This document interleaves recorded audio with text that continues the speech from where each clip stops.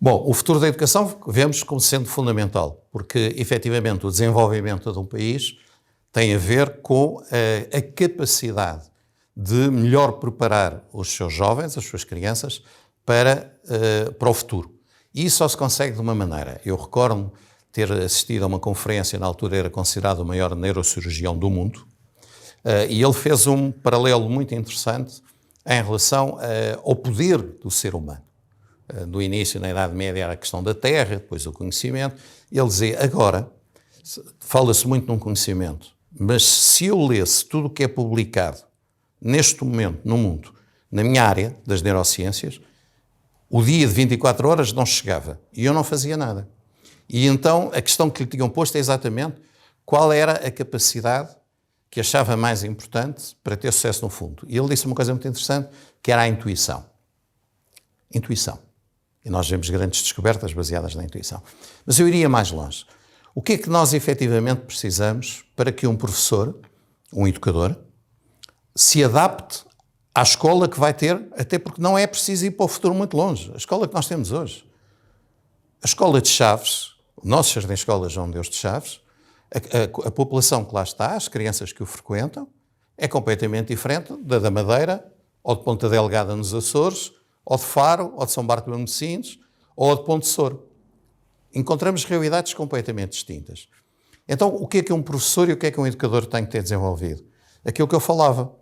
As capacidades, as destrezas, habilidades, os conhecimentos, os valores e as atitudes, valores profissionais, atitude que tem perante as crianças, que possam permitir desenvolver, no fundo o que estamos a falar, é estruturas cerebrais. Eu diria que uma criança, ou um futuro educador, ou um futuro professor, que tem o seu cérebro mais desenvolvido, mais preparado, mais facilmente se adapta a uma nova realidade. Porque se ele vai formatado com receitas e que só sabe ser educador e professor desta maneira, fazendo isto ou aquilo, de certeza que vai encontrar realidades em que aquela formatação que teve não funciona. E, portanto, tem que arranjar outras ferramentas, tem que arranjar outra maneira de ser.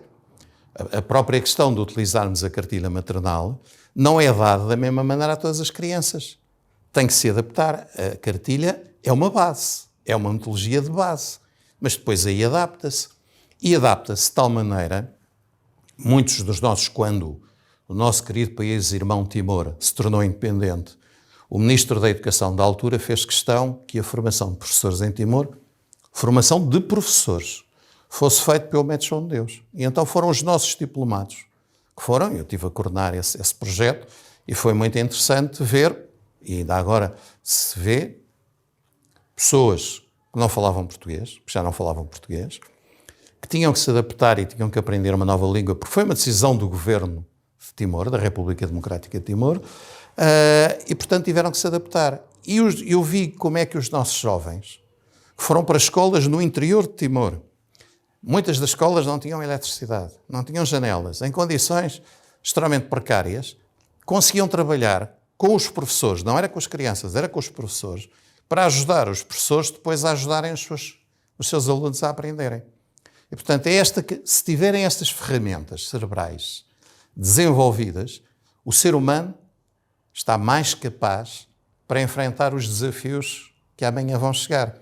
E nós vimos isso, agora há muito pouco tempo, quando no ano 2000, de repente, fomos confrontados com uma situação para a qual não estávamos preparados nem à espera, que foi a questão da pandemia e de fecharmos as escolas e termos que continuar a ter as práticas educativas à distância. E tivemos que nos adaptar, quer nos jardim-escolas, com as crianças, como tivemos que nos adaptar aqui na formação. E tivemos que nos adaptar a fazer atividades para ajudar os pais com os bebés, como tivemos que fazer com crianças de 12 anos. Claro que de forma diferente, mas fomos obrigados, digamos, a pegar nas tais ferramentas que tínhamos desenvolvido para dizer como é que nós vamos conseguir superar este desafio. E acho, tirando agora estes anos que passaram, e o feedback que temos e as avaliações que temos, de certa forma conseguimos superar, olha, da melhor maneira, não foi perfeito, pois nada consegue substituir a relação cara a cara das pessoas, as próprias crianças a brincarem umas com as outras, mas acho que conseguimos manter um sucesso educativo sem uma grande perda de capacidades e desenvolvimento das nossas crianças. Portanto, eu diria que é ajudar estes futuros professores, desenvolvendo essas tais capacidades, metodologias diferenciadas, no fundo saber pensar, saber raciocinar, que é isto que estamos a falar. No fundo, tudo se baseia aqui no nosso cérebro, porque hoje sabemos que é aqui que está a chave do sucesso ou do insucesso, juntando a questão dos valores e das atitudes que também estão no cérebro. E, portanto, se estes alunos estiverem melhor preparados, melhor capacitados com estas ferramentas, eu tenho a certeza que eles conseguem resolver qualquer desafio. E recordo, um dos pais da Ciência e Educação, meu querido professor, na Universidade de Caen, o professor Gaston Millaré, que é considerado um dos pais das Ciências de Educação a nível mundial, que ele escreveu num dos seus livros: eu, como professor devidamente formado, consigo fazer qualquer reforma educativa necessária. E, portanto, ele punha a tónica, se qualquer país quer fazer uma reforma educativa no melhor sentido, e nós todos os dias estamos a fazer mini-reformas educativas em cada escola, em cada sala de aula, eu tenho que ter professores devidamente preparados.